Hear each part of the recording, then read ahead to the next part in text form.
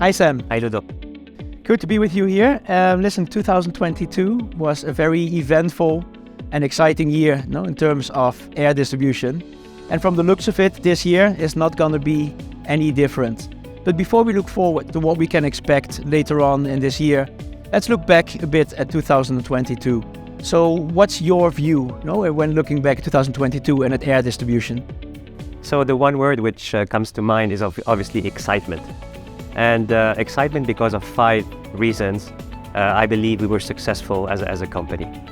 The first one is the travel industry landscape changing massively and our role contributing to this enhancement of retailing, of allowing our partners, be it airlines and travel sellers, to recover post-COVID and sell deeper to their own consumers. The second one is being very proud of our team because of the many signatures we were able to close in 2022. And NDC was not left over, obviously, with tremendous deals with the likes of Emirates, Lufthansa Group, but also in the low-cost space with Fleer and Ryanair.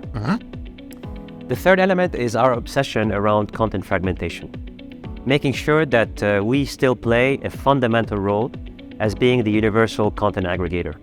Our investments are geared towards that, and our capabilities are being demonstrated more and more into the market. The fourth one is around collaboration. We have been extremely collaborative between us as industry players, not only between our customers, our airline partners, our travel sellers, but amongst us to deliver more and more value. And last but not least, it's the promise of retailing. I think as an industry, the promise of NDC was kind of a promise, a vision, but we, through our technology, our capabilities, have been able to deliver on that vision, and that I am very proud of.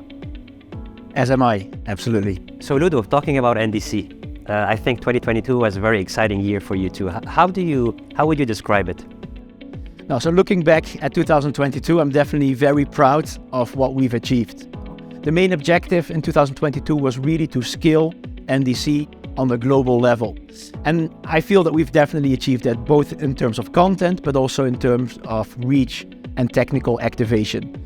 So starting with the content, we actually started the year with being live with 4 airlines in the Amadeus travel platform, and we finished the year being live with 16 carriers. So we are now making the NDC content of 16 of our airline partners available worldwide to our travel sellers.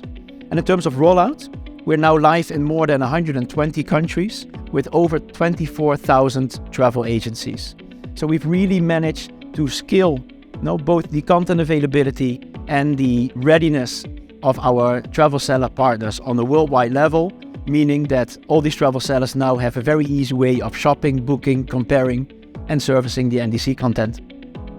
So Ludo, you have been touring all around the planet, promoting the NDC value proposition. What are your major takeaways out of this tour?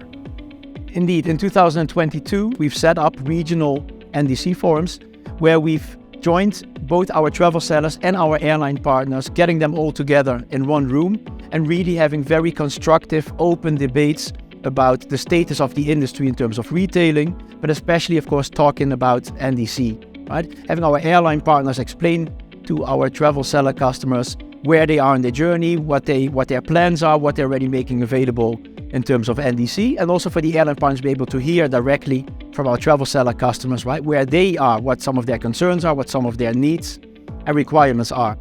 And of course, making sure that all our partners understand where we are in our NDC journey, the progress, the huge progress that we've managed to achieve over the last few years in terms of solution readiness, in terms of content readiness.